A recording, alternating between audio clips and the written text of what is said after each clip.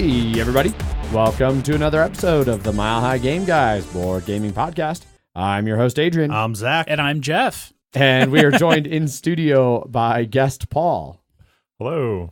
Welcome back, Paul. Yeah, your second time on the show. Second time. Maybe third time. What? Yes, third. Let's say third. Let's say third, and then we'll Fourth? see. Well, no, it would definitely be third. Well, we don't know if he's going to be on the banter or not. Well, so that would be the fourth. So this is the third or the fourth. Oh, that's right. Yeah. We've done it reverse this week. Aha! Glad we got that out of the way. Yeah. Yes. Mile High Game Guys, never anything but thorough. You're not wrong. We can't at be all. we can't be most podcast without being the most thorough. Exactly. Yeah. God. This is bullshit Paul. Yes. Bullshit Paul fame. Yes. As we Not the other Pauls. Are there other Pauls? I don't think so. It's Blood no, Bowl. there's Nice Paul. Nice Paul. Blood Bowl Paul. Yes. Yeah. Who's unfortunately not been in the same bracket as me or you in a Me neither. while. Nope. So we haven't played against him Yeah. recently. Has he been in the lowest one? I don't know. Okay. I don't know where he is. I don't know either. I haven't really been keeping track. Anyway, this is not a Blood Bowl episode. I mean, we gotta No. throw Yeah, a little we, bit in We there. almost had it, Jeff. I'm sure everybody got their fill of Blood Bowl during the Bloody Minute on Wednesday. So I'm much sure. Blood Bowl. But this is another episode of Mile High Game Guys Ruins. In this one, we are going to ruin Charterstone for you as we go through and discuss it. Very thorough and spoilery. So, Are you sure it isn't Rune? Yes, it's ruin. Ruins. Ruins. That's what it was. Yeah. God. Definitely did not say ruins. Nope. You said runes. Yeah. You said runes. Anyway, so Charterstone is a 2017 release from designer Jamie Stonemaier, art by Lena Cassette, David Forrest, and Gong Studios, published by Stonemaier Games. It plays 1 to 6 players and takes 45 to 75 minutes. Zach, do you have a rules rundown for us? Yes, I do. In Charterstone, you are constructing buildings in a shared village over a 12-game campaign. On your turn, you can place a worker, or if all your workers are out, recall them. Certain actions, including unlocking a crate, constructing a building, and claiming an objective, advances the progress track. When it reaches the goal, you finish out the round, and then whoever has the most points at the end wins. There's also a shitload more rules, but it's beyond the spoilers wall. Yes. Which we have not crossed the spoilers No. wall yet. But soon. Yes. Yes. So let's move on to initial thoughts. And Paul, you're the guest, and you're the one who got Charterstone. So we'll start with you. What were your initial thoughts going into Charterstone? You are the one that paid most for Charterstone. Okay. Wow. You're not wrong. I pre-ordered Charterstone. When it came out, I feel like it was a good 40% off everywhere. But anyway, yeah, my initial thoughts were I love worker placement games, and I love campaigns. And so a campaign worker placement game, I was in already. I like Jamie Stonemaier. I like Scythe, unlike Blasphemy. hey, it's tied now. It's 2-2. There you go. But yeah, so I like his previous games. I liked the idea of it. And I wanted to play a campaign. Cool. So that was my thoughts. Zach, what about you? What were you thinking going into it? That it was a legacy game, so I was in. And then it was like, oh, it's a worker placement. Let's see how this one goes, because we have done. I've done a competitive one through Risk, and then we've also done a cooperative one through Pandemic, and so this was a new style of legacy game. So I was like, I am very interested in trying this out. Right on. And even though I wasn't as big a fan as Scythe and other ones, I could still appreciate the gamesmanship, or craftsmanship in the games. So I was sure that it was going to be it was going to be like a half-assed legacy game. So It had a good stock behind it. yes, it did. Gotcha. Jeff, what about you? I was super excited for it. I love legacy games. Most legacy games. Oh yeah, I forgot the one game of Seafall that we also played. Yeah. Oh, God. It was 2. 2. You still have your next move planned out? I do. Till I die. I love Stonemaier. I love Jamie. I was definitely all in. I was shocked that I didn't purchase it right out of the gate, but I had like other stuff to spend money on at the time, and Paul had bought it anyways. So, like most games, Yeah. Whoa. Yeah, Most you're good not, games. You're not yeah, wrong. yeah, it's correct. fine. Correct is I think the right word. So I was really excited to play. I like worker placement. Worker placement's a good mechanic, and yeah, it's cool. It's cool. I have David's initial thoughts too, if you want. He was person number 4 that we Yes. played with. So David is not much into worker placement games, actually. Not at all. Yeah, sorry. Not much, not all into worker placement games. But he is huge into campaigns and wanted to play it for that aspect. So that was his thoughts going in. Cool. For myself, ever since I first heard about this game, like it was pretty much what everybody's already said. Jamie Stegmaier, Stonemaier Games, legacy worker placement. It was like, okay, this is going to be at a minimum interesting, and I can't wait to see how it works. And I still can't. I haven't had a chance to play it yet. I'm really looking forward to getting my first plays in. So, although this is a spoilers episode, just try and keep it a little light on the spoilers. Nothing like game ruining for me. I refuse. Yeah, I also refuse. I'm going to ask you calmly but firmly to please leave the room. But get out of here. Yeah, get out of here. Aww. No, sorry. Hit Control S first. Yeah. And if you could come back in every 30 minutes or so, that'd be great. Well, I'm just going to rotate this over here so Zach can control us on the keyboard there. Okay. Now we have no need for you. And fine. Screw you guys. I'm already home. So have fun without me. I mean, we plan to. And go get me a beer. I just want to say it feels great. We were finally able to do that, Jeff. Yeah, get rid of Adrian. Yeah. You're welcome. Taking the credit. Oh, thank you. Well, now we can unfold the map that we brought Hey. with us, so we can reference it as we chit-chat Yep. about the game. So we didn't spoil it for Adrian. Yep. So now we have our nightmare map in front of us. Yes, we do. Fully complete. Fully complete. Oh, Yep. So should we just go ahead and say, do we want to do spoilers immediately or like sort of Well, beginning? we're just going to go. I guess if we go through components and Uh-huh. things like that, do we want to talk about all of the stuff you have to unlock? I don't know. It's up to you guys. This is your podcast. No, you're replacing Adrian. That's what happened. Yeah, so Oh, you So get you're now the host. So I'm the dictator now? Yes. All right, great. No. I feel like we should go ahead and give a warning of a general warning about spoilers on this. Yes. We'll keep like the end game shit until Yeah. at like very near the end when we talk Sure. about it. But I feel be forewarned, we're going to be talking about some of the shit that you can get. But Yes. all right, so we should just go ahead and start with components and art. Yeah. So we're going to do light spoilers Yes. throughout, and then we'll do a heavy spoiler For like section end at the game, end. end Yeah. campaign Yeah. stuff. All So right, makes sense. So, components wise, I believe all really high quality. yes. The board is double-sided, Mhm. which was something that came up in the pre-order process. Yep. People wanted to be able to play the game again. So the game board is double-sided, completely the same on both sides. Yeah. Because the recharge kit, like normally it was like for Pandemic Legacy, it was like if you want to play the game again, Buy another copy. buy another copy. Yep. And so Hey, like- they had two colors at least. exactly, right? So because the board's double-sided, you just need the recharge kit is just a bunch of cards and the basically the index. Yep. And so it was cheaper for them to just double-side the board, double print the board, and the board itself looks great. Yep. Everything very definitively placed. Yes. Yeah. So there's Like- there's 6 different like subdivisions, if you Mhm. will, of the town. Some would say right? charters. Oh my god. Okay. There's 6 different charters. And you sit around the table, you sit in the same places each time in Yep. front of your charter. So whatever color you are is Right. whatever. The order is basically. Yeah, exactly. Yep.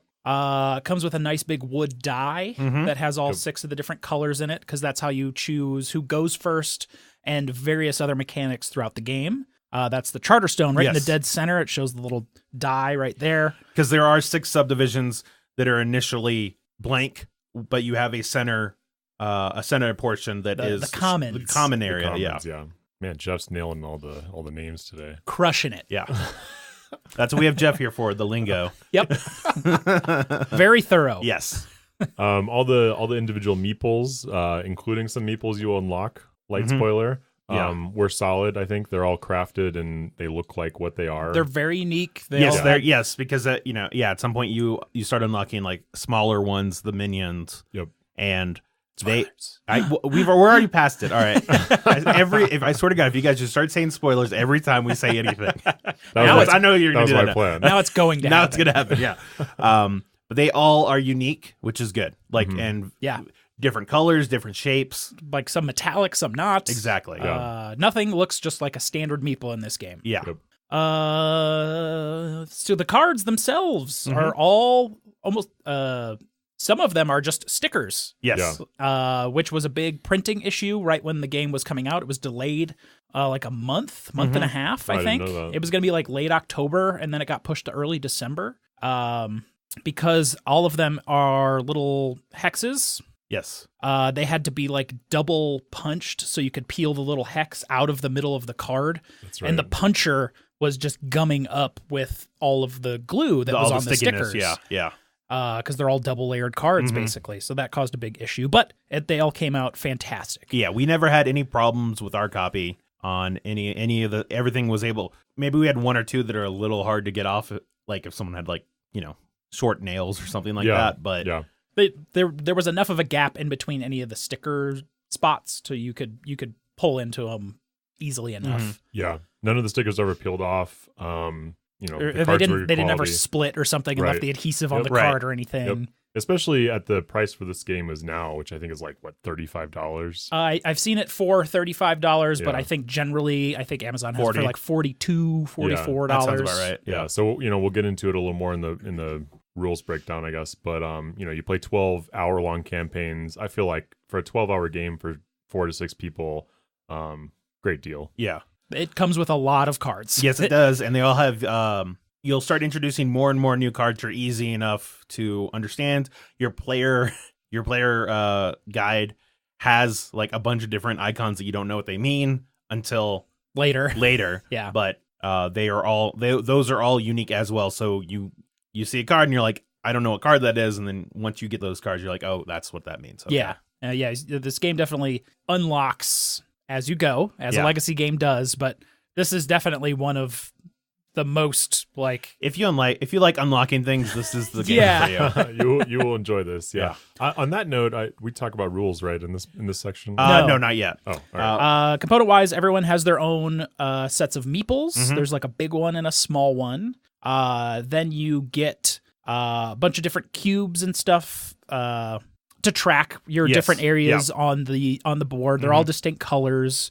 Yeah. Um, And everybody's colors have their own symbols on them too. So I feel like did the meeples have those symbols on them as well? no, Or no? they were just the color. Okay. Oh, what about the meeples that you bought the aftermarket ones? Yeah, Meeple Source had a set of 6 were like nice. screen printed meeples. That's what I was thinking of. Yeah. Those I bought aftermarket. They replace the like large meeple The big meeple, yeah. because you can have basically 2 workers at one point, or more, Right. as the game goes on. But those just had the 6 different characters. Like each color has their own sort of person that runs that area. Right. All the resources look fine. Mhm. They did release realistic resources, which we did not have. But I think those would be overkill for this I game. agree. No, I mean for ours it was just like they were still shaped, right? Yeah, Or they were still still shaped. shaped, They yeah. weren't just like orange cubes Uh-huh. or gray cubes. They were, they looked like iron bars and Yes. pumpkins and wheat. which and- is it's good enough. yes. Yeah. For the actual buildings themselves, they're all laid out in the same way. They have the cost on the left, the actual victory point value on the bottom, and then what you get on the right. And it's always very clearly laid out. If you need to have multiple things, it just has a number. Otherwise, that you just know that it's just one of those. So Very easy to understand. Yeah, very easy to understand at a glance. And all the art is super consistent and all Mhm. really blends well together. As we're looking at our finished board Yes. here, like everything looks awesome Yeah. on the done board. Yeah, I agree. Yeah. And then also, like we were saying, there's 6 different charters. There is enough space between them that you know where yours is and where the next player's Yeah, is. and there's nice, natural looking breaks between them. Exactly. It's nice. Yeah. Also, the islands that you get. Yes. Whoa, spoiler. There we go. That's what I was waiting for. Oh, well, can't tee it up for me. Those So- look like they match right in with the board. Yeah, so there's little floating islands printed on the board, and I distinctly remember being like, "There's a lot of floating islands out here," and they've not really come up in the game at all. And then I think in the next one, it was like, "All right, now everyone gets these 4 floating islands, and you can." It's basically gives you like switch in, switch out-able like spaces for your charters. Yeah. So if you want to run a certain strategy, you can put them on these floating islands, and then Yeah. kind of switch them in and out. David agrees with everything we said. So Okay. Okay, That's good. I'm channeling Thanks, him. David. Yeah. Yeah. I think that's about it, right? Yeah. Pretty much. The turn tracker looks like a little flame. Yeah. Yeah. Do we need someone to be like Adrian, like right on? So moving on. All the victory point pieces are distinct. They're not just another piece you use in the game. Yeah. Looking at you, Brass. So basically, yeah. Random shot. Shots fired. Shots fired. Pew pew. There are stars. There are stars everywhere in this game. It's a Jamie Stegmaier game. There will be stars. Yes. And there are. Yep. True. We haven't mentioned the box that you keep all of your stuff in from game to game. Yeah. It's a nice thick box that you keep all your crap in because you can carry resources and stuff from game to game. But you also are you talking about the individual boxes? the individual Okay. boxes. The charter boxes, basically. You use those to keep track of all of your upgrades and like victory points and how many times you've won. I thought those were really well done as well. Yeah. Just sort of an easy tracker that also just kind of keeps all your crap from game to game in there. Yeah. So you don't have to like write it down somewhere or anything. It just is stored like, these are the resources I'm bringing in the next game. They go in my box and then they go get stored away. Yeah, definitely. Definitely, I agree. I would say the last thing for components really is just the rule book itself. But what there is. Yeah, what there is when it starts off. Throughout the game, you're going to start, you're going to add those stickers to them. And so you have a nice, it starts out clean, but then you obviously, it shows all the different spaces where you're going to be putting shit. And most of that rule book is stickers to put stuff in. Yes, you're not wrong there. And it gives you, if you want to be precise, it does give you little marks to try and line it up for the stickers. We always love when things line up just right. Yeah, and then that one time where you get it wrong, those stickers are very adhesive. So once you put it on there, It's on there. and like one or two I ended up putting up wrong, and I was just like, No, motherfucker. Yep, it's like that forever. Yep. And get a nice pen that can write on a lot of this type of material because you'll be using it a lot. Yep. Because like in a lot of legacy things, you're naming a whole bunch of shit. Yep. We have our town, or whatever, I know it is a village, called the Hamlet of Townville. Of course. And then we have and I think we didn't all get to name our charters, I believe. didn't. I didn't because I won the first game, I think. Yep. So everyone else got to name my charter. Yes. And we could have been real dicks about it, but Well, I was on Dick Train. I know, yeah. I know you wanted to call it Dick Train, yeah. I definitely should have now. But We we had to have settle for Jerf Woods. Yeah, Jerf Woods. Jerf Woods. What is yours? I don't even remember, and I can't read that. The Pit of something. I don't know. We may never know. Okay. Yeah. So we finished this 3 months ago, Yes. which we haven't mentioned yet. Yes. Gen Con. At Gen Con. At Gen Con specifically. we finished it, yeah. Yep. So yeah, Paul's is the Pit of The something. Pit. It's the Pit. Yeah, sure. David's was just Iron Deep because he's right near a bunch All of the iron. all the iron. Mine was Greendale MCC, Mining Community College. All of mine had a Greendale-esque theme to them. We didn't do a unified one. No. It was just sort of people did what they wanted. Then we had Jeff, which was Jerf Woods, and then we had so we were only playing with 4 players, which eventually we get to just using the Automa, but the first couple games we just played with just 4. And so we had these 2 other charters that we just came up names with, which were Richard's Field. Yep. I believe that was a dick joke at some point. Something like that, yeah. And then like Edgelord's PP. Edgelord's PP. Yes. I remember the Edgelord. Yeah. Automa. Yes. And then you can name all your characters and like every card in the game that's Yeah. like a person you can name. Yeah. You can name a lot of stuff in this game. Mm-hmm. So yeah, like Jeff was saying, get a marker or a pen that can write on all of it. Yeah, do some test runs on some of these components because you'll be using it a lot. Yes. It doesn't come with any writing devices. No, it doesn't. Is that a shot? No, I don't know. Oh, I you're mean- giving this game a pass, huh? Yeah. All right. Just fuck welcome to. That's all it is. All right. No. Just want to know. But wordsy. So you want to move on to rules now? Yeah. Right on. Rules Right on. and rules explanation. Yep. Like we were saying, like I said in the breakdown, the first game, even like the first 2 games, it's a very simple game, just like Pandemic Legacy was, just like Risk Legacy was, in like Seafall was as well. And I think it had that in common with, because unlike Risk Legacy and Pandemic Legacy, this was not an established game already. So you have to teach the actual game itself. And so the first game is very much a tutorial on just how the concepts, really, it's like, if you've never played a worker placement, I think you'll be fine. You'll be fine, yeah. Yes. Yeah, because it starts. I'll just flip it over here so we have more context on what it actually starts as, which is pretty much nothing. Yeah. Yep. You have the commons in the center with its 5 different actions, the cloud port. And then you start with like 1 or 2, I think. Yeah. You start with 1. 1? Okay. Yeah. You basically get your base resource, right? Your basic resource built into your charter. Yeah, I think you also start with some cards that you can then choose which route you want to go. Yes. And then you can build those buildings. Mm-hmm. So there's not much really to explain rules wise. No. It's sort of just It's a worker placement game. It's a worker placement with there's no blocking. Right. It's just if you go to a spot that somebody's already is, you kick them out, and an action that somebody has to take if they can't place a worker is to recall them. So you're helping them extend their turn, basically. Right.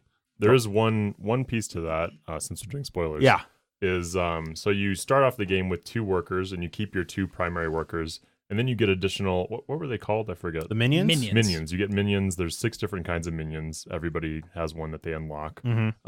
If you have one of those minions, you can only place it in your home charter. And if somebody goes to that building with the minion on it before you've recalled them, you get a bonus. So each minion has a different bonus. You might get a free resource, you might get a victory get point. a gold, yeah, exactly. Get a card, something like basically that. everything in the game is Yeah. a minion. So then you have because then basically you have to just you're gonna put that on a place that is lucrative for you, and then also for the other people.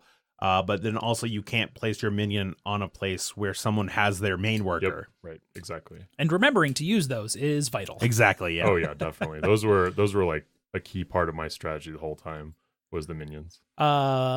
Influence is kind of this whole game. That's kind of how the game ends. Yes. You end the game by getting it to the progress track. The progress track. To the goal line. Yes. But that progress track gets moved along much more quickly once you run out of influence. I think everyone has 12 or 13 or something like that. Yeah, it was something like that.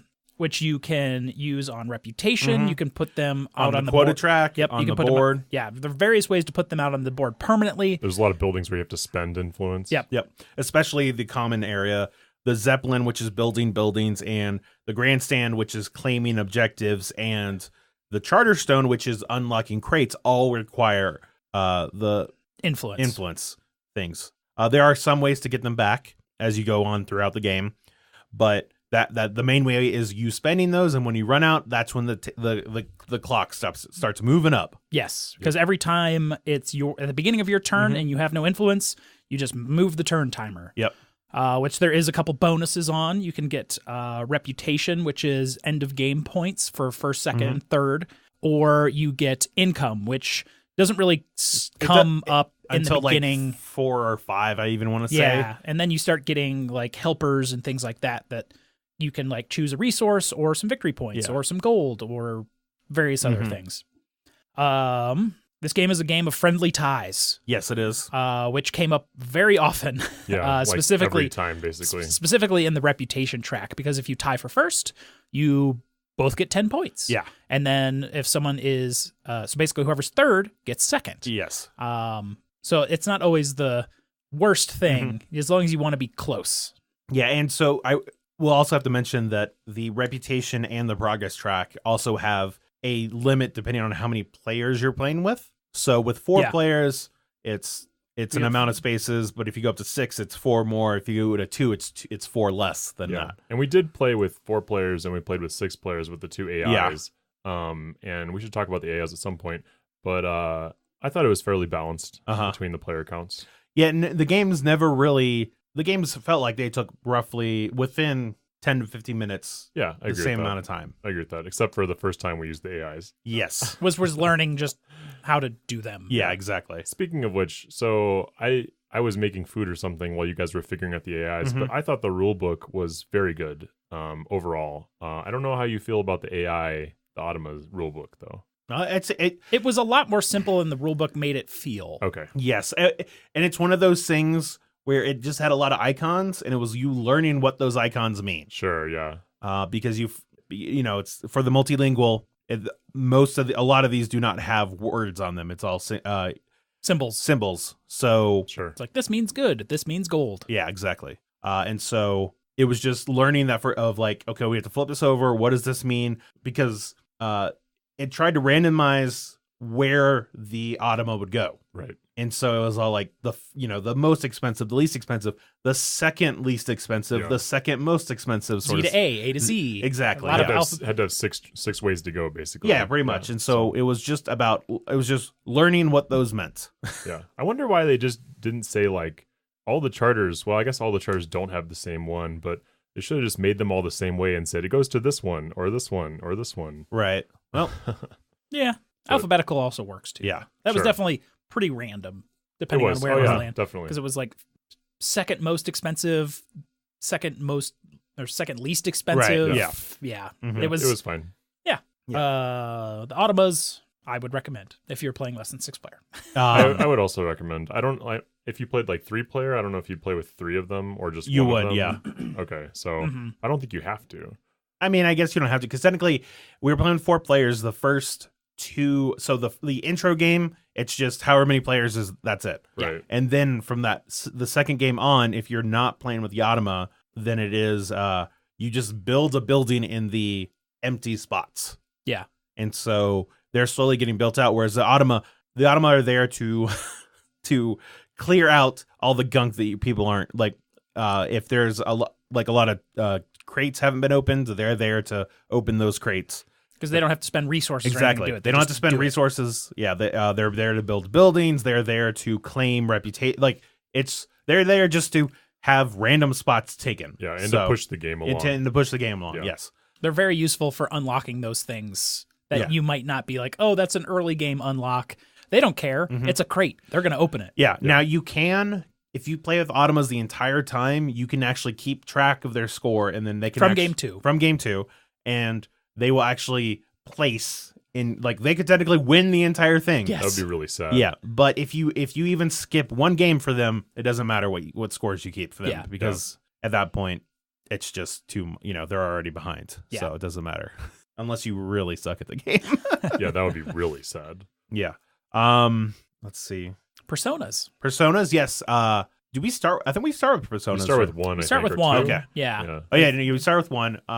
You quickly unlock more. Yeah, you quickly unlock a lot more. Personas are basically special character powers that are unique to your faction. But that doesn't stop you from unlocking other people's. That is very correct. But it has, so each one of the factions have a unique character look to them, and so you can tell whose it is. Yeah, and even in the rulebook, when it starts explaining personas, it's like, they might look like you, they might not look like you. That's, I remember that, yeah.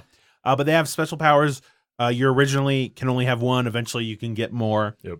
And they're everything from, like, using a building that uses a specific resource, and you get an extra victory point, or whatever bullshit ones that Paul had. Every time you place a minion or something, just get 5 points or something. Yeah, pretty much. What? That sounds about right. And in order for so you'll get points at the end of the campaign for the personas, and it's just have you used them. So sometimes you'll just be like, all right, well, I haven't used this one yet. Maybe throw it in there. Yeah, throw it in there. I started doing that once I got 2 of them, yeah. because then I had one that I really liked, and I was like, and this one. Yeah, there are a lot of the personas are very situational.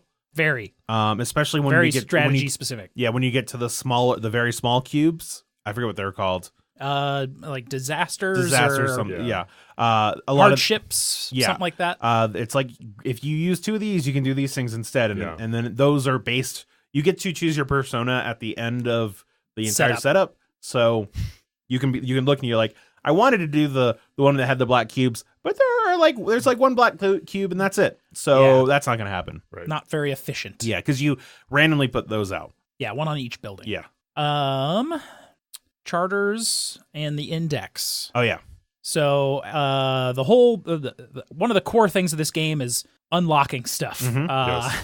That is the core part of the game. That's the Charterstone, and you do unlock other buildings that can do it in different ways later. But there is a set of assets off to the side.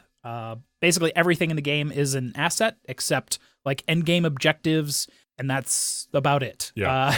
And there are tons of different types of assets, but one of those is charters, where you you'll have a building card, and it will have a building on it. You build that building, and then after you build that building and it has a crate on it, it goes back into the deck or in front of you, depending on the AI will send it back into the deck. And then after you've built the building, you can open the charter. Yep. Once you open the charter, you go to a crazy thing that basically Paul did the whole time. And it tells you what cards to pull out of this many 100 card thick charter box. Yep. So you're unlocking. So you generally get a persona with each one. So if it was your charter's building, you get one of your own personas. If it was someone else's that you've stolen in other ways, you get one of their personas. Right. And you can get additional buildings that may or may not have additional crates on them. And then that's also the main way that you unlock additional mechanisms through the game. Yes. And there are multiple ways to unlock different cards too. Yeah. So it is multiple paths can lead to the same thing. So that's the main way you unlock everything. From personas, you generally get a persona when you unlock a crate. You can get additional buildings that may or may not have additional crates on them for later. And that's also how you unlock the core mechanics of the game. So for example, everybody starts with a different way to get their worker out, or their type of worker. So the first the minions that you're talking about, right? Yeah, sorry. Yeah, the butlers or the robots or the golems. Golems, yes, the best ones. So the first person that unlocks their minion, their charged minion, it's like, now you know what minions are, and here's your example. And then you throw a sticker in the rulebook. Exactly, yeah. So I thought it was a clever way of doing it.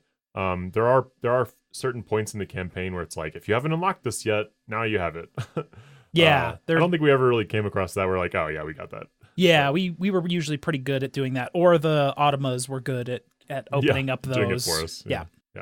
So that's kind of how the unlocking of the game works. I thought it was clever. It was a good way of doing it. I like the multi-path approach. Yeah, there was one thing we unlocked ultra late that would have been cool. It was the one where you can like claim objectives and you put it down in front, or you can draw it off the deck. Objectives. Yeah, you can draw it off the deck. I thought those were pretty weak overall, but in terms of like a strategy. But yeah, some of them were like personal only, but you still can get like another objective off the top of the deck just for you. Right. Yeah. Zach, you okay over there? Yeah. No, I'm fine. I'm just trying to think of what else before, because we can keep talking about stuff, but I feel like it'll work best in a gameplay aspect. A gameplay sort of aspect to it. We should flip this board back over so we can see all of the crazy shit we did.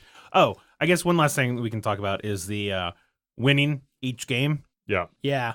There is a guidepost, which is basically gives you a thing to, like an objective, an extra objective to sort of go towards. And that's probably what changes each game from game. You're not playing the same game every time. The guidepost will change core rules of each game you're playing. And it is definitely guided by the story the most. And so where the story is going, it's going to be like, if it's something about building buildings, that it's going towards like having the most, it'll say like whoever has the most buildings gets to then, whether or not they actually win.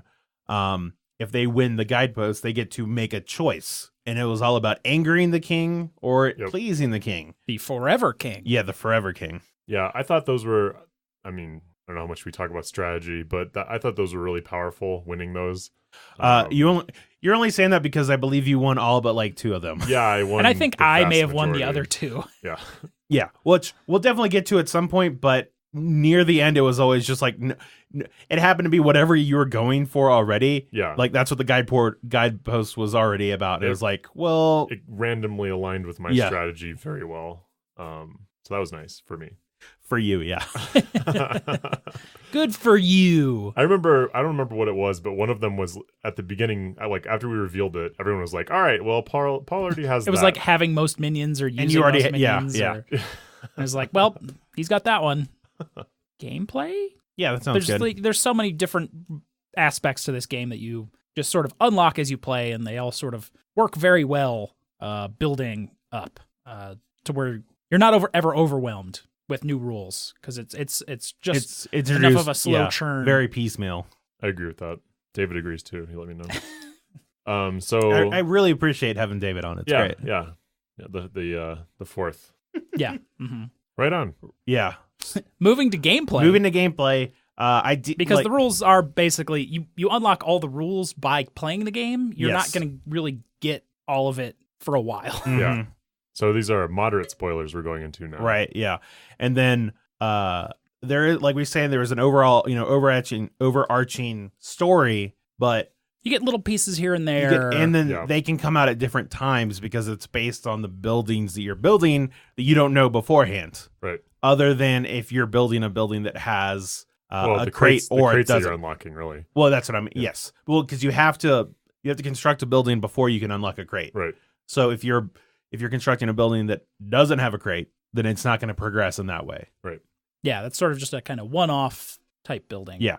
So I guess we could sort of go the bare, first couple of games of it. We can talk about our experience there, and that as we slowly added more and more things. Sure, yeah. So we're not going to go game by game, but we'll go roughly. We'll go roughly. I mean, I would maybe like to go game by game, except somebody didn't bring the game. Jeff, why didn't you bring the game, Jeff? Oh yeah, me.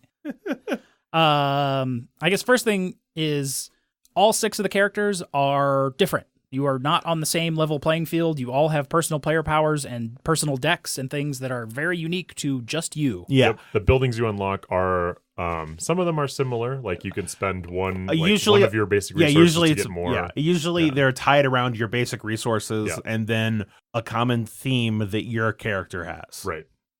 Like I was green, so I started with wood basic resource and a lot of like ways to get reputation, and then I was the first one to get like an alternate way to build buildings. Yes. Yep. So I was red. So I was the clay people. I think I was the first one to get minions. The golem was the first one to unlock. Yes, it was. Yeah. It was the golem and the ghost.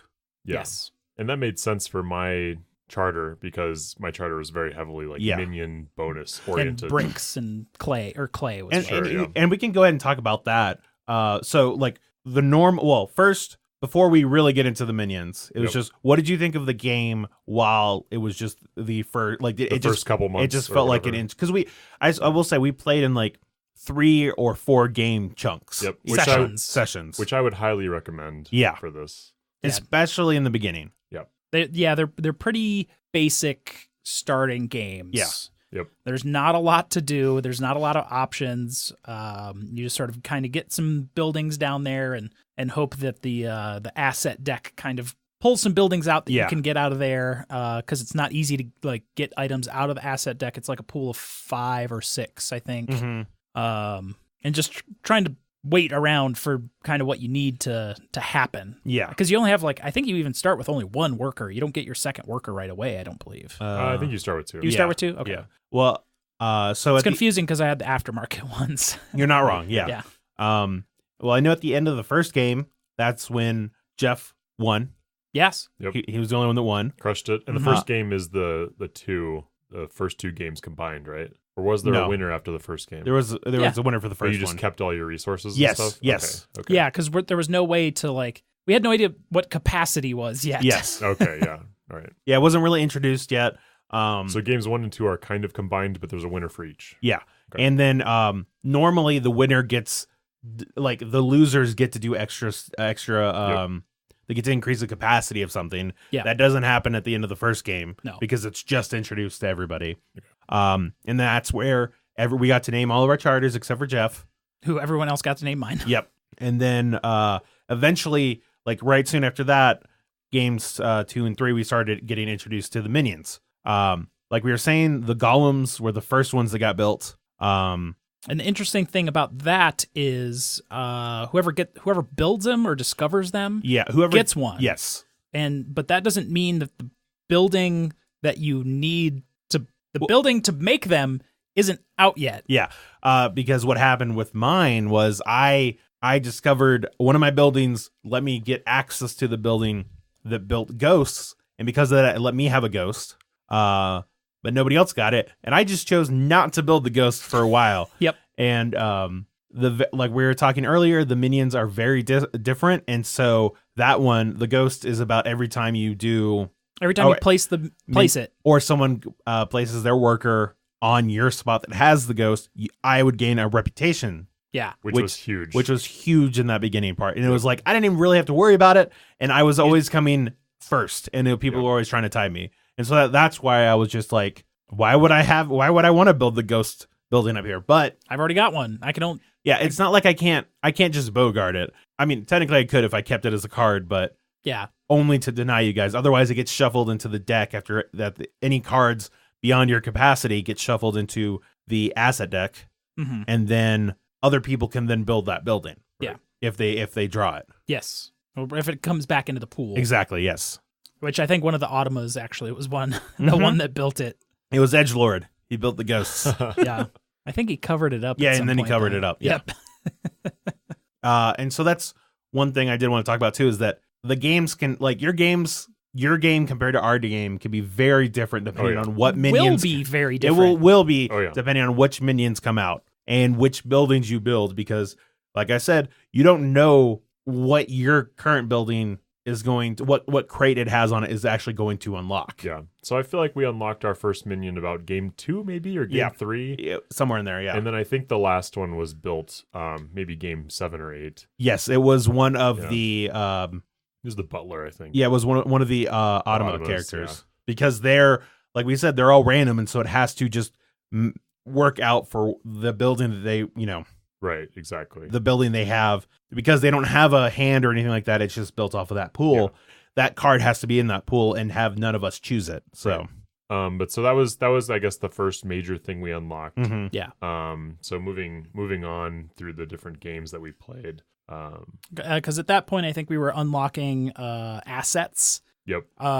Things like there's a treasures, which I think we got a little. Those were later. Yeah, but we got, I think friends were the last thing we got. Yep. Assistants were the first that we first like cards that we could gain. And those are ones that gave you more special things. Yep. They were pretty passive. They're pretty passive. It was like, oh, if you go to the cloud port, you gain a reputation as well, or something like that. Or every time the progress track moves, you get a victory point. Exactly. Yeah. I thought those were very powerful to combo with your personas. Yeah, personas and minions. Yeah. If you were able to do things, because it was like every time you gain a reputation, you also gain a point or something. And so placing the ghost gave you a reputation and a point and money or something like that. So it was one of the cool things about this game, skipping right to the end, is the various engines that you can build around your personas and your assistants and your minions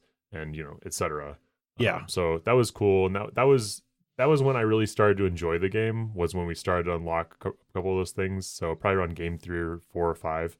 I would definitely agree with that. It definitely got a lot more substantive. Definitely, yeah. The first couple of games, I think we kind of looked at each other and we're like, "This is it." Well, I believe all of us were like, "Thank God we're playing." Like, if we were like, we play game 1, wait a month. We'd have dropped it like Seafall. Maybe we should go back to Seafall. No, 100% no. So, I like I said, I didn't not like it at any point, but game 3, game 4, it really got a lot meatier and became really enjoyable. Yeah. And I think this is also when you started winning a lot too. Yeah, that was unrelated. Yeah, unrelated to your awesome engines that you were building. Yeah, that was convenient. It was circumstantial at best. Yeah, you can't prove anything. It was just skill, right? That's all it was. Yeah. Totally. Yeah. And then we unlocked guest cards. Those were the ones that kind of first used income. Yes. Where you could choose like a material or a victory point. We got to name all of those. Yeah. Basically, you get to name everything in this game. Yes. First time someone buys it and it's unnamed, you name it. Mm-hmm. I remember a knight that gave you like iron or victory points. I named Lady Tubes. Because she was made of metal. Right. Yeah. And then also I wanted to comment on one thing too, our capacity. As we started getting more and more cards, you can only keep it, like you can increase your capacity to keep the amount of cards you can have, but you can only have one of each type. Right. So as we like originally, it was like, oh, we have like a building counts as one, a charter counts as, or an empty one for a crate, basically. Unconstructed building versus constructed building. Yes, there we go. Those are the actual words. And then friends and assistants and stuff like that. Yep. So as we started getting introduced to those, it became more important for us to add to our capacity on that. So you could keep because especially near the end, you could have like 2 of each like out on your board, but you can only keep 1. And so it's like trying to figure out if you get a good combo, like you were definitely, it was like, well, these cards are always mine. Yep. Yeah. So you couldn't really have like, 6 guests and just always have those every game. You had to build an engine that was like 1 or 2 of each thing. And then at the end of every game, you can only keep 1 of them. Right. Yeah. So yeah, that was definitely something to think about. And part of a core strategy for this. Yeah. So about game 4, that's really when some crazy stuff starts happening. Yep. Floating islands appear. Yep. The story kind of comes out through all the guideposts. You hear more and more about this Forever King and how you're like feeding the infinite city materials. Yeah, and it's just like in the beginning, it's just like, hey, you're building a city, and we're like, cool. The first thing it was like, and the guards like move you out of the ramp into this like brand new area, and I was like, why are the guards escorting us here? Shouldn't we just be like on our own? But no, the guards are dropping us off. Yeah. After that, and then it gets fairly innocuous. That like we said, it's just building a city, and then eventually it's just like you're saying, the guards are coming in, and they're like, the guideposts started being like, you need to have certain amount of things. Yeah, where you have to like quotas that we're trying to meet. Yes. Yeah, we had goals. Yeah, and so they started requiring things of us, and it's like, well, hence why like the Cloudport literally is the quota track. Exactly, yeah. And then in the beginning, it's like, we were getting that choice of, it was like, oh, we can we can try and appease the king or not, and we're like, whatever in the beginning, but then slowly it's like, if you keep pissing them off, you will start to notice, this is not going good, and to the fact that I know eventually it started affecting what our goals were in each game. Oh, it does. I think everyone does. So if you pick option A to appease the king, you go to branch C. If you pick option B to piss him off, you go to branch D. Right. I know some of them weren't it was like in the beginning, but I know it was definitely like at some point they start occupying you and shit like that. So, or like if you didn't do a certain amount of things, the minions turn against you, or they wouldn't if you were able to reach it. Yeah. And so then it started becoming like, we're starting to see the cracks of, it's like, oh, this isn't exactly great. Yeah, the utopia I signed up for. No. It's not as bright and colorful of a backstory as the board would suggest. Yes. Which was a nice twist. Yes. It was, yeah. Then we started getting introduced to the peril. Yes, peril tokens are the little tiny cubes that you put out randomly on every building after everything's set up. They're not bad. No.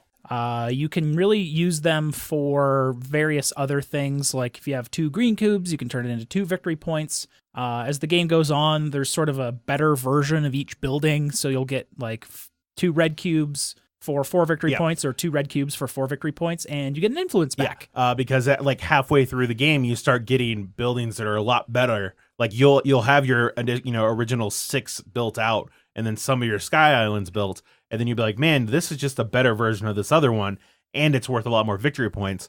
And you can only count the victory points that are on your charter, so you can start building over certain things. Right. And when the islands came out, so I think I was the first to cover all 6 spaces on my charter, and conveniently that's around the same time as the islands came out. And definitely some of those islands I was like, this is a 20-point building I'm never going to use, but I'm just going to stash it away because that's 20 points in it. Exactly, yeah. So yeah, that's definitely part of the balance between buildings that you want to use because they're part of your engine, and buildings that you want to have a high number of victory points. Yeah, well, and then I was also, once, like, you had to bring those sky islands out. Right. And so if you had like 6 buildings that worked great together, it's like, well, now you have to cover 2 of them up. Right. And you're like, oh, fuck.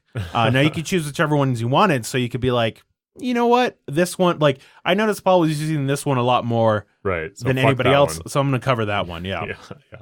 We haven't really talked about advancements. Okay. Well, advancements are the asset cards. Upgrades basically your storage box. Every time you win a game, The capacity? no, Oh, okay. the other side with all of the other stars. side. Oh, right, yes. That's right. So we've sort of gone through all these games, but like, how do you win a game? Yeah. There's a big victory point track around this thing. It goes from 0 to 99. I mean, technically infinity, because you can just keep looping around. Yep. But good luck trying to do that. I think the highest score we had was in the 70s. Yeah. One game. And maybe an Automa got that, but Yeah. I think we were in the 60s or something. Yeah.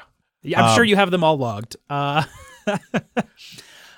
there's a little star after every 10 points, 10, 20, 30, etc. That for every 10 points you got, that would be a 72 high score on that one. For every 10 points you got, Good job getting that score, Jeff. Yeah, thanks. You get a little star on the upgrades. Your upgrades. Yeah, your player box. And I think it's like 8, 10, 12, something like that stars for each one. I think it was 8, 9, and then 10. Okay. Yeah. Every time you complete one of those rows, you get a bonus thing at the beginning of the next game and all future games. Like a resource, a money, an extra minion, an extra persona. an extra card. Yeah, the extra persona was huge. Yes. But I mean, you got to do it at your own pace.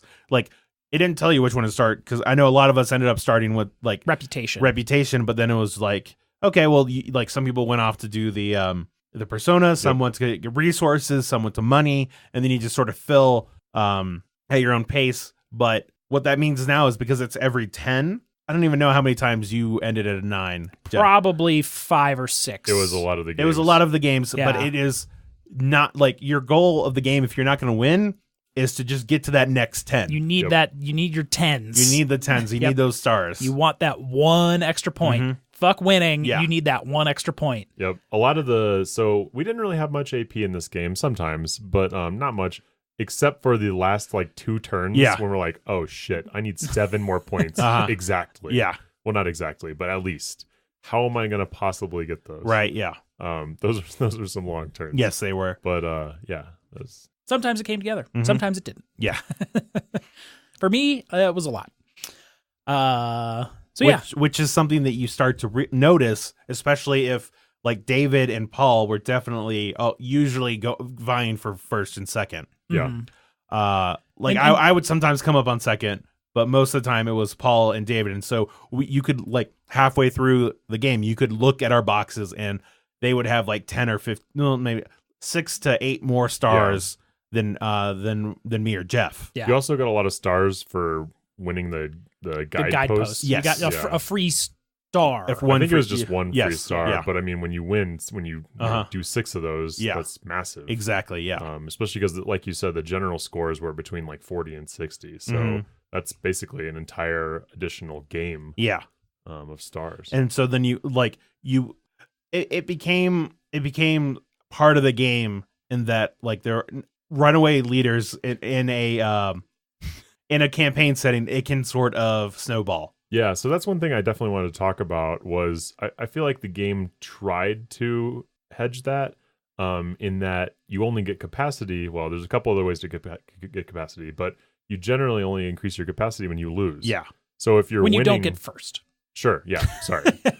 So if you're, ideally, I guess you'd want to play second in the first like 6 months, or I keep saying months because of the pandemic, the first like 6 games, because then you're still getting a lot of stars. You might even get the same number of stars or one less than the person who won. But you're increasing your capacity. I didn't really feel like that was enough to hedge the runaway leader. I would agree with that too. Yeah. Especially because then every win is a straight like 10 victory points or something at the end. Yeah, but the capacities you get stuff for them too. Yeah. Yeah. So it's like a 3-point, addition. It's not like 10. Yeah. But I felt like getting more stars was much more powerful than getting more capacity. So I didn't really feel like that hedged as well as it should have. Right. I was a little disappointed in that, but not as great of a catch-up mechanic. No, as it could be. It was only like basically it was really to try and catch up with the first player. Yeah. It was a catch up for the second player to try and catch up to the first. I agree for with the that. fourth player, it didn't help pretty much at all. Yeah. So yep, definitely agree with that. Maybe they should have had it like second gets this, third gets this, fourth gets this, and they could have done like some smaller bonuses between second and fourth. But you don't want to get fourth in this game or sixth. Yeah, but you also don't want to. Really, what it is you don't want to miss time when you think the game's going to be over. That's definitely not. Like there's just 4 or 5 left. You have to be like, all right, I have 2, maybe 3 turns left. I need actions specifically. Exactly. Yeah, especially because like we've alluded to with the capacity, any resources over your capacity you have left at the end are wasted. Exactly. Any gold you have left is wasted. Any cards that you really wanted to build that you didn't get to, are wasted. And I would definitely say at this point in the game, you start to realize that you do not like. In some other worker placements, you're like, oh, I'll just take this other shit if it doesn't end up working out for me, whatever. But this one, you feel that when you have 5 extra resources at the end of the game, you're like, what am I doing? Yeah. Because that's all just wasted time. Exactly. You're like, I could have done so much with this. Yeah. There's definitely times at the end of some of the games where I was like, shit, I could have gotten 8 more points, which would have got me another star if I'd done this and this instead of what I did. Yeah. It's definitely a game where you're really thinking about long-term strategy. Oh, yeah. 100%. Yeah. So that's how you win a game. Yeah, that's how you win a game. All right. So about halfway through the game 6, we got introduced to like the first, it felt like the first weird element of the game that wasn't just adding new things. And that was the spectral worker. Yes. So why don't you tell us about it, Jeff, since you were intimately familiar with it? Intimately familiar. There was a giant ghost in one of these boxes with a card, I believe. Spoiler alert. Yes, definitely spoilers. You had like a choice with the king or something like that, and whoever had the guidepost was able to choose. And basically, it was whoever came in last place or wasn't. I think it wasn't over a certain bar. Yes. Because you had to add up everyone's points in the game, and you went to like a website and put in your town's name and how many points they had. Yeah. And that was kind of out of nowhere. No, 100%. And it has like everyone else that's ever played the game was on there. And whoever was below a certain bar was killed. So Jeff, who got killed? I was killed. What? I was turned into a ghost. And I couldn't use personas or something like that. And there was some other. Oh, and I also couldn't win the game. Like it was like period. Like you're a ghost. You're dead. You can't win. Unless you had some very specific treasures, which we had unlocked in the game before that. The treasures do like a million different things. Basically, let you hunt through the whole asset deck for whatever the hell you want. Yeah. Now it definitely did help you in the short term because it acted like a regular ghost, and that you got a reputation every time you used it, or someone bumped it. Yes. I thankfully was able to get like one of the items that revives you in that same game. It would have been nice to use it, but who knows how long it would take to actually see one of those like 3 different items that like the Amulet of Life or the Gauntlet of Life or something like that would resurrect. So I just held on to it. So I was immediately resurrected at the end of that game. But I did keep the ghost in my charter box for the rest of the campaign.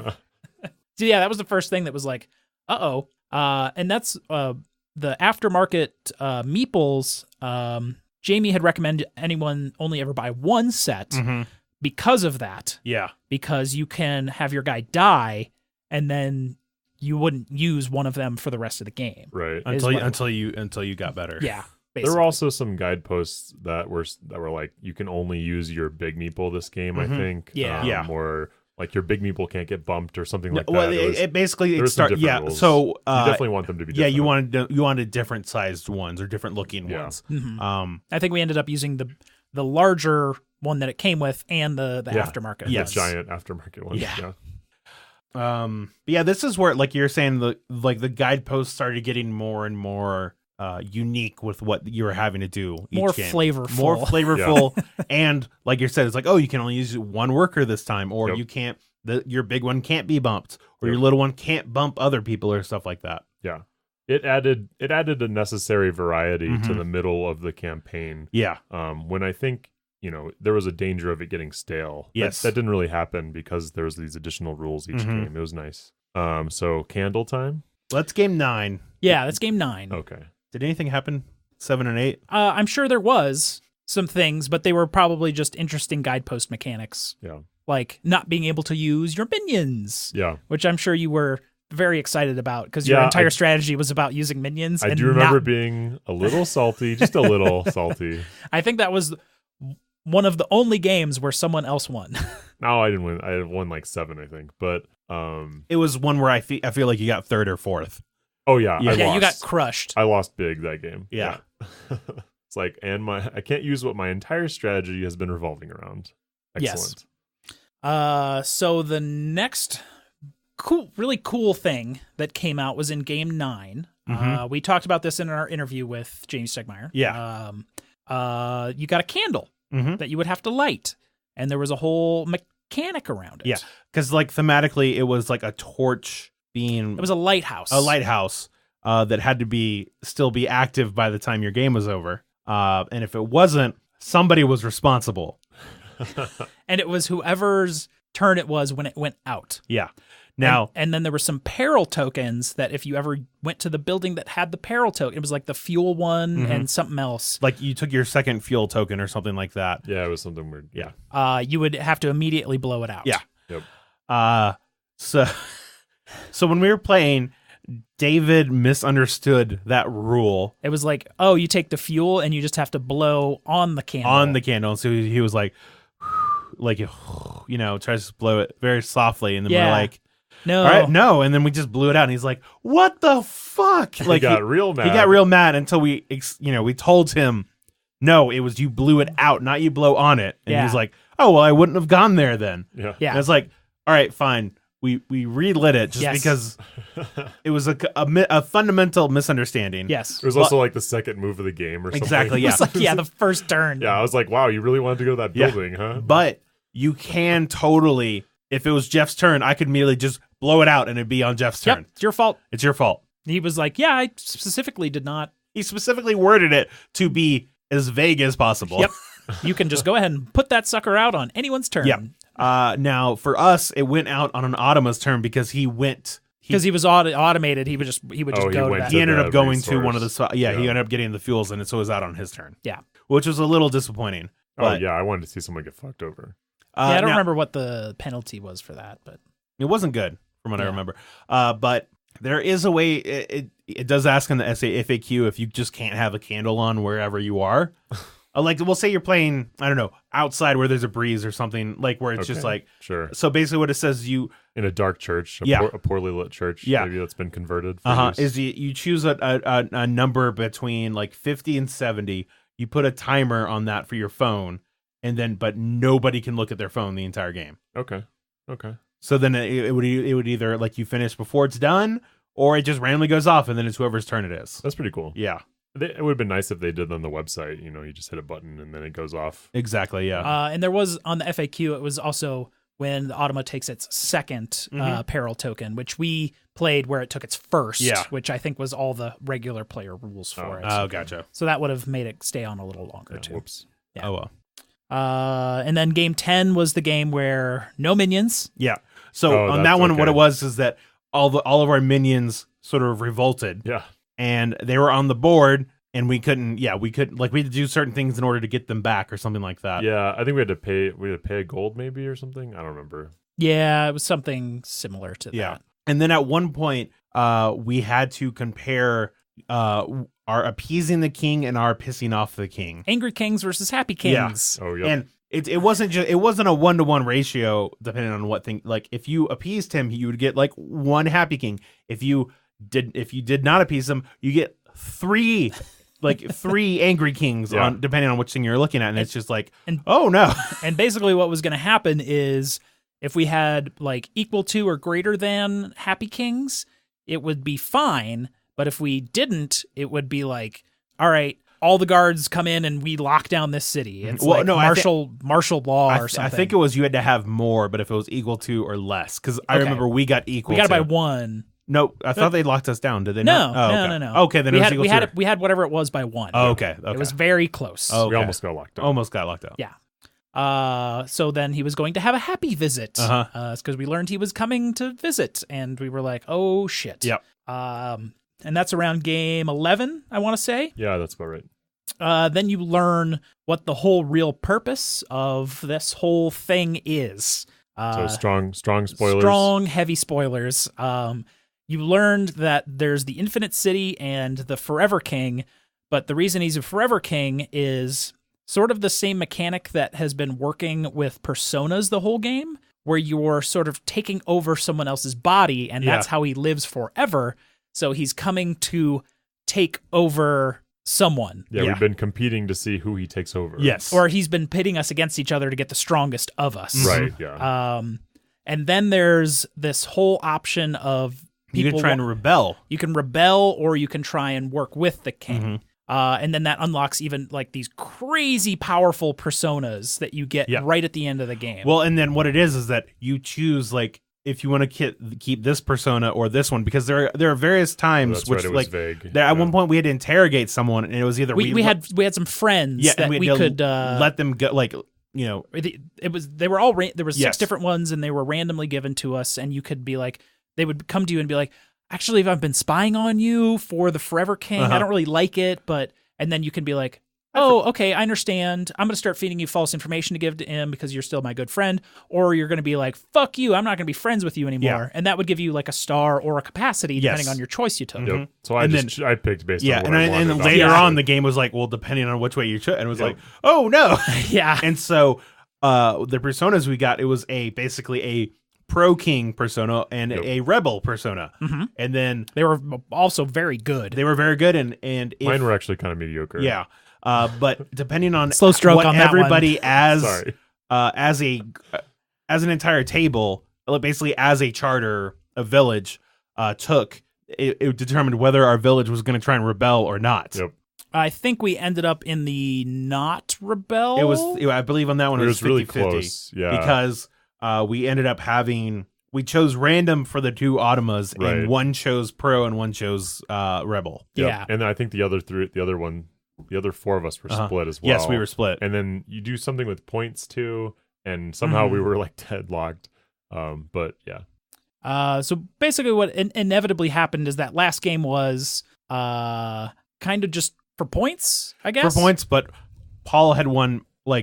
So at this point, Jeff had won 1. The first one. I think I had one. I don't know if I won one, but I know I did get a guidepost on one of them, because that was the one that gave us either everyone scores exactly the same or everyone can choose their end game scoring. Oh, yeah, that's right. Yeah. Oh, that's right. So then, what happened then is, depending on who was first, you got to choose what you wanted to focus in on, whether victories were worth a lot more to you, or maybe not as much, and or if capacity was worth more because you weren't first a lot. And exactly. And so it gave you that was actually another sort of way for a catch up in that regard.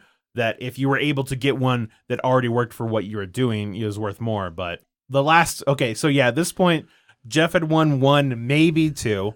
I had won 1, and I think the first one I won was like game 11. Yeah. And I was like, God, I wanted to not win any, really, is what at the end. That's what you're going for. And I was like, God damn it. Because I was going to try and win each time, but I just never did. On this one, I was like, motherfucker. David won 4, I want to say. It was around there. And then you had won 5 at that point, and then you ended up winning this one, the number 12. So you ended up getting like 6 wins. Yeah. On top of that, I had completed the goal for the guidepost maybe I want to say 8 times. Yeah. Almost all of them. Almost all of them were you, yeah. Yeah. I never got one. Jeff got one. Because the guideposts are mainly just make a choice. Yeah. Yeah. David got a couple, I think. Yes. Yeah. And then basically on our path that ended up Rebels versus Collaborators, Paul lost-ish. He won the campaign, but winning the campaign means the Forever King has now taken over your body and you kind of die. Yeah. So really, you lost. You're the one that lost. No, I became the Forever King. No, you didn't. What up?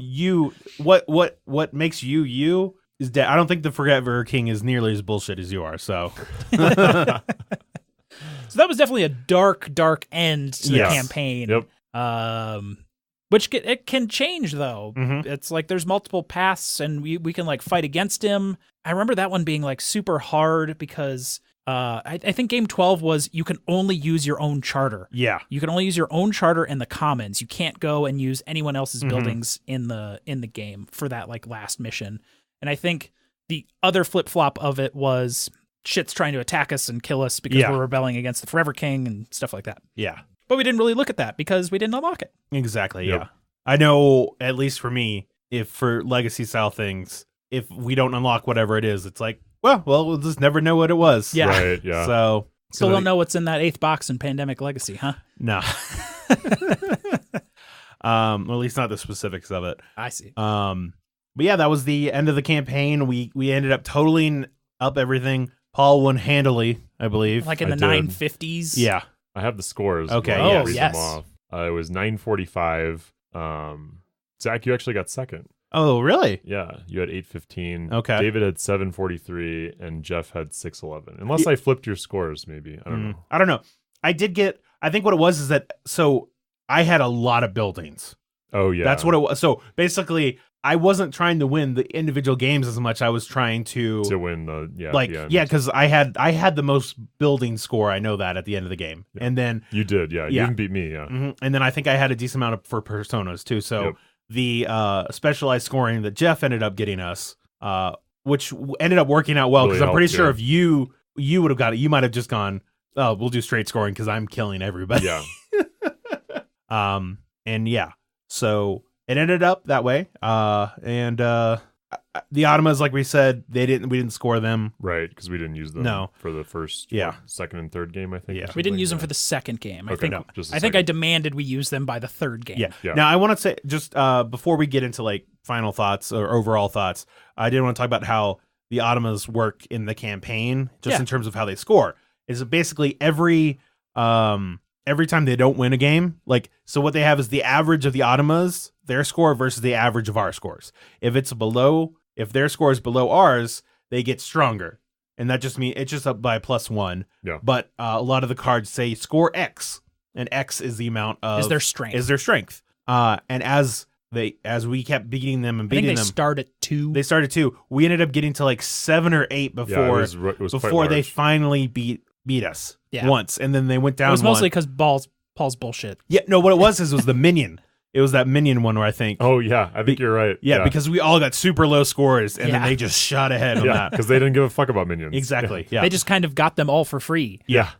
And so that was interesting, but it also didn't affect. Didn't really us. affect anything. Yeah. What do you think? I bet you could start them higher. You could start them at a 6. Well, I think.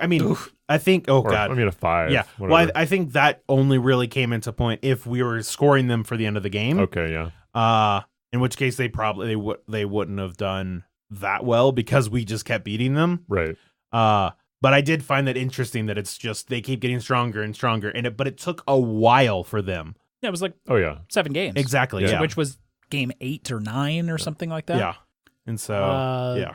I generally like the Automas. Uh-huh. If you're playing with less than 6 players, I would recommend using them from first, Yeah. because I don't think the default just like put out a building is enough for how much stuff is in this game. Yeah. I agree, and it's nicer to have additional people that can go to your buildings that have minions on them, etc., or can kick you off of areas. Yeah. I'm almost hesitant to. I think I would still recommend this game at less than 6, but I would strongly try to get 6. I mean, the game is made for even Jamie's, I believe, said that too. It's just like Yeah. if you can get 6, Yeah. play with 6. But Definitely. the Automa's there if you can't. It's The Automa was fine. yeah, that was for fine less for than what it 6. was, but you definitely could feel the automation. It just because it was all random and where they went. Sometimes Yeah. it could help other people more. I thought it actually helped people that went immediately after the auto. Oh, 100%. Yeah. But then also, their actual charters that were all fucked up. Oh, I yeah. would say. So that's It's like, I'm that's going to a- build this building here. Yeah, that's the downside is that it was always like they would just build the random ones because it was always like whatever was the least powerful Right. out there, and they would just they would eventually cover ones, but it was the ones we didn't care about. And then they started covering up, and they ended up covering up that ghost one because that we because wanted. we Yeah. wanted it, but it was because how the numbers worked out. Right. But they So- definitely built more Yes. than if you just did the default, like, not use Automa stuff. Mm-hmm. Because I don't think people would branch out into some of those other, like, basic resource buildings on their own. They would That want is to. true, They would yeah. want to stay with whatever their core thing was. Like, I want to build all the wood ones. Mhm. Why would I build a fucking pumpkin one over here? Yeah. Because you only have so much space that you want to use your minions to use those. And now I have it split between pumpkins and wood that I want to use. Exactly. and- Yeah. One of David's actually major thoughts that he had to me as I was leaving to come here was he said if he would play again, he would have branched out and just in the other charters a little bit more. He thought he stayed too focused on like his own charter, and he wanted I can see that. Yeah, he wanted to like open up additional strategies by going after some of the other targeted buildings and other charters that hadn't been built. I thought that was a good point. Yeah. So final thoughts? Yeah. Well, pretty much. Well, we never really talked about objectives. I mean, objectives are just They're just sort of they're 3 random ones per game, Yeah. and it's sort of like use 5 influence. well, and it's as you unlock more stuff, more objectives get added. So Yeah. you never you never have an objective that is impossible. Yeah. But that's one of the ways that moves the progress Yes. token along every time someone does an objective. Yeah, and then I guess one last thing that we very small mention it. So when we had the income, you were able to start building income buildings too. Yeah. Which gave you, especially if you're able to get it out early in the game, because at like late game you would only get maybe 1 or 2 uses, but if you're able to get it before it even hit that first, You get 6. yeah, you can get 6 of them, and some of them are pretty powerful. Like just gain a card, gain points, gain a reputation. I feel like you and I were always on that card one 100%, real yeah. soon. No, And there was definitely more than one out there at one point. 100%. I bought as many as I could. It was, yeah. I had 3 income spots on my board. Nice. Yeah. Yeah. One thing we never found was anything that upgraded the basic building. Yeah. I was thinking that earlier. And there might be in there. It might be super late because I know we didn't get everything. Yeah. Yeah. Maybe if you really get hard at unlocking those crates, maybe there's a bonus basic in Maybe, yeah. there. Or maybe not. I don't know. We'll never know. Never. Unless we play it again. With 6 players. Well, I think with that, we could probably go on to our final thoughts. Yes. Do you want to have David give his final thoughts? Yes. David is channeling me his final thoughts. So David did enjoy it, more so because of the legacy aspect and the building of the map. And then probably that it didn't take too long for each session too. Oh yes. So he also said he said he would play it again, only at 6, just because he wanted to experience it differently. Yeah. He still enjoyed the playthrough with 4, but he'd want to play with 6. And he also really he liked how we broke it up into I think it was 4 play sessions it ended up being. Yep. Because I think it was 3 games each. Because it was 3. I think it was 3, 4, 2, 3. And then we played at Gen Con for the last bit. Right.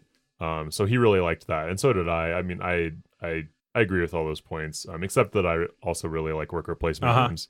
And I thought this was a really good example of a worker placement game. I don't know if I would ever. So one of the points that this game made in the marketing was you can use your finished board and have a unique worker placement game that's just yours. I don't know if I would ever play the finished map as a one-off game. Right.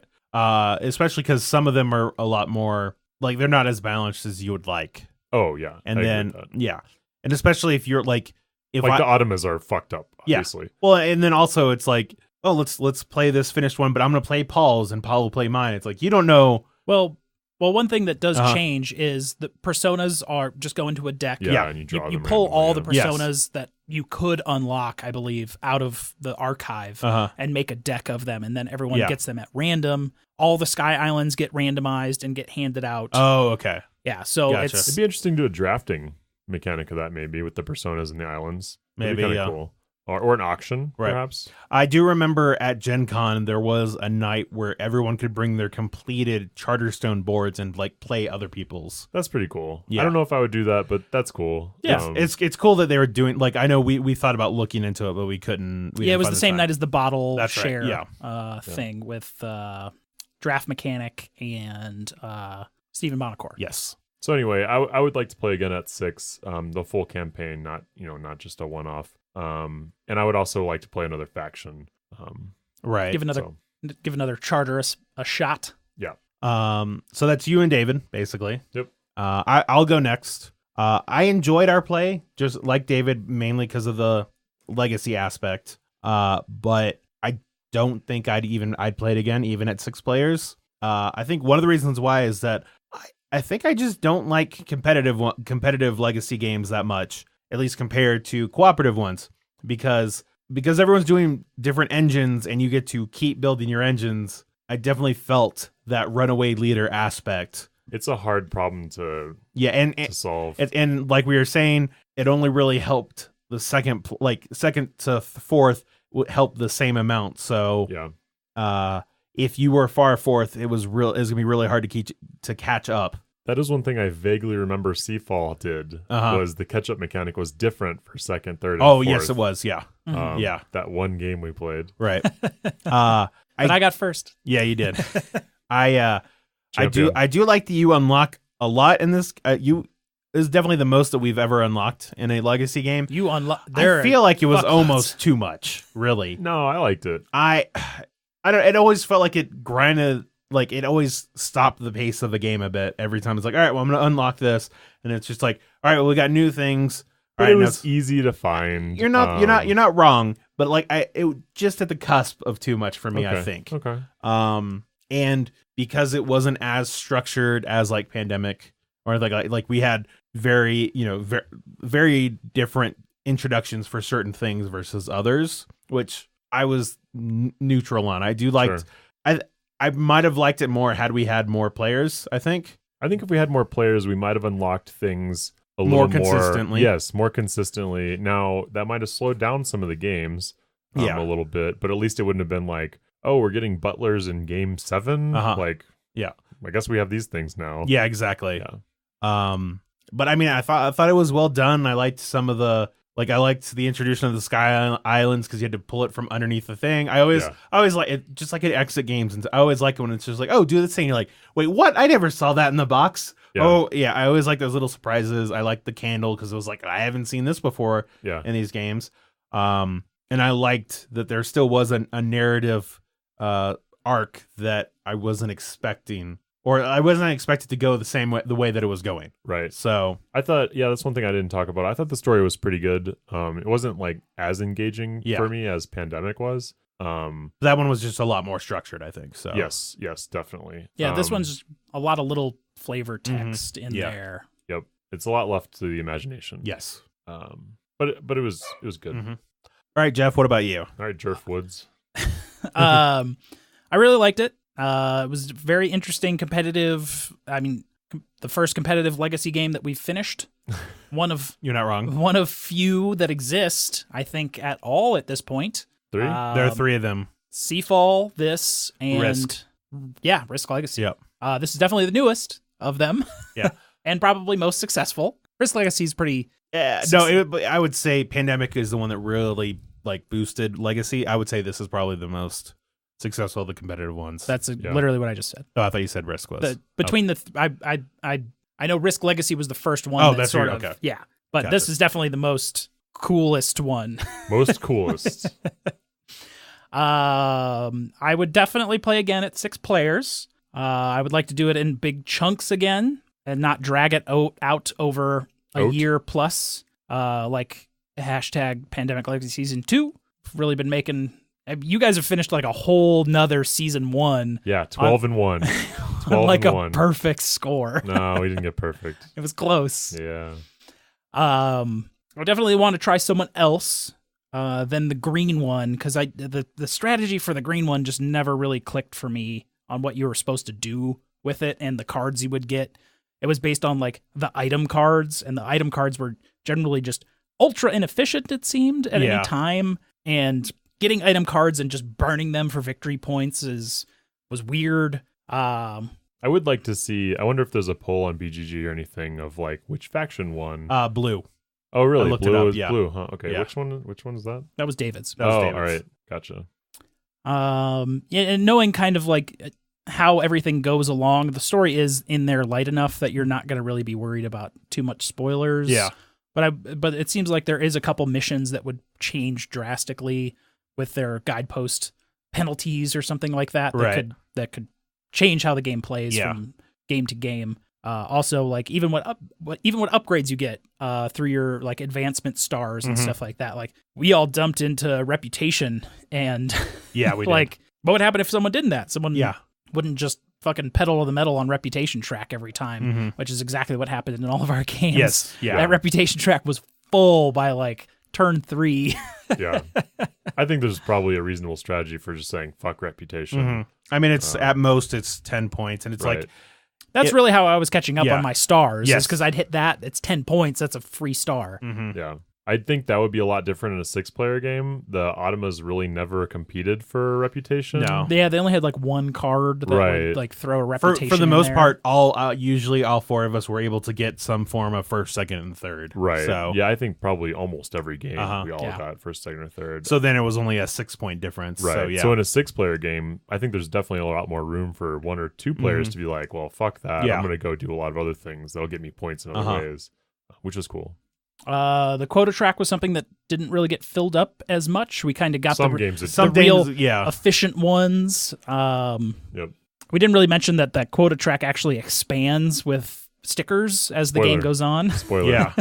That with the minions and the peril tokens, Yes. you can burn those for some victory points or reputation. That was a good like, I need to get rid of all of these things that I'm not going to be able to use by the end of the game Yeah. track. And especially if you were able to if you had assistants that were able to take, because there's like 1 or 2 that use the cloud port, and you're like, oh, that spot's really good now. Yep. So Yeah, there's just a ton of content in this game that's really hard to cover in a review yeah, because we barely mentioned treasures or friends, yeah, and like because a lot of them were unlocked pretty late for us that they weren't super yeah. And useful. the treasures just never really clicked. Like very rarely did somebody have the extra goods to do those things.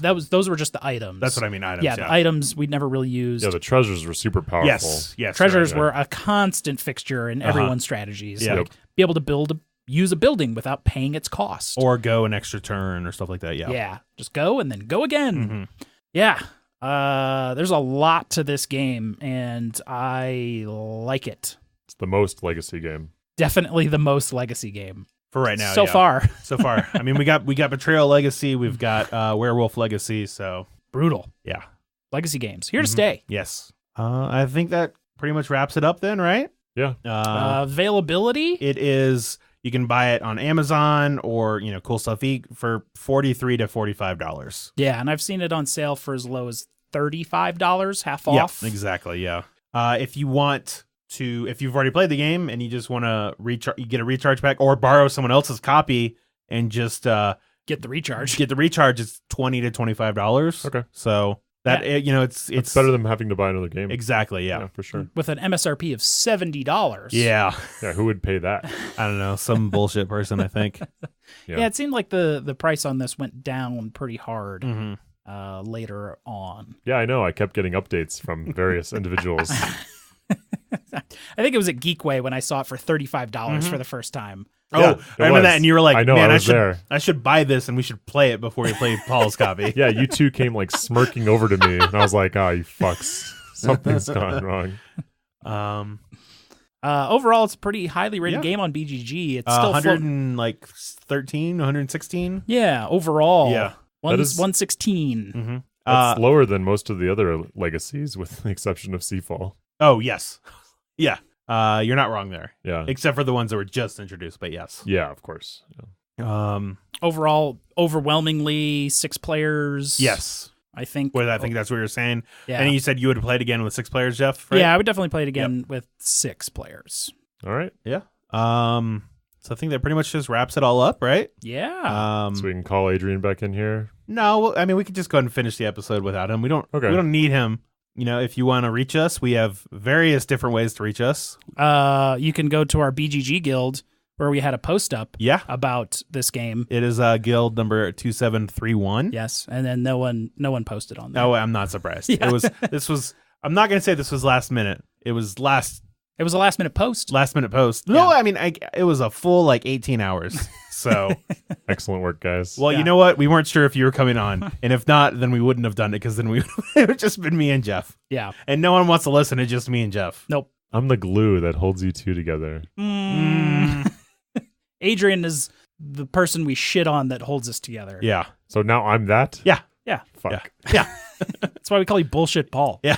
All right. Anyway, I am unreachable. You cannot reach me. You can't. Nobody can reach No you. social media. Well, you know On what? You Slack, can. I You guess. can if you go to our Slack channel, which There you if you go to the liner notes or on milehighgameguys.com, you can find links to the Slack channel there.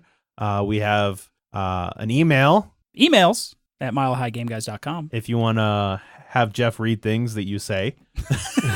That's basically what it is. If you want to reach us on Twitter, you can reach Adrian at MHGameGuys. I am Zach_MHGG. And I'm Jeff_MHGG. We have Instagram, Facebook, just Mile High Game Guys. Do you still have a terrible Twitter handle? Oh, I forgot what it is. Underscore hopped. Oh, yeah. Yeah. at _hopped. Do you What want the that? underscore at the end, you nightmare person? I think it was taken. Oh, I could have put it in the middle. Hophead. Hophead, yeah. H opt. Yeah. all right. I'll work on it. Okay. I'll workshop it. Yeah. Do it on the Slack channel. Yeah. Okay. Yes. We also have a Patreon. Which, Patreon.com/milehighgameguys. if you want to donate to us and give Donate us, $1 and I'll just shit all over you. yes, which Literally. which happened on this Wednesday, Yeah. past Wednesday episode, and it was amazing. It was one for the ages. Yeah, it's totally not been recorded yet. It was glorious. Spoilers, Paul. Jesus. Oh, what? Yeah, spoilers, Paul. Yeah. Well, thanks for listening, everybody. Yes. As always, fuck Adrian. Fuck Adrian. I'm still Zach. And I'm Infinite Jeff. And Paul's here too. Thanks for coming, Paul. Yeah. Yay. Yay. Bye. Bye. Bye. Bye.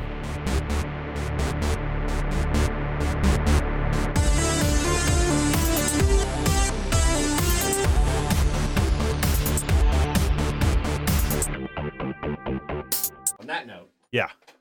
Thank you. Thank you very much. Beer Garçon. how's everybody doing? Are you having fun? Just Thanks checking for in. my beer. Fuck off. Where we all Bring something to the table pull up a chair at punchboardmedia.com.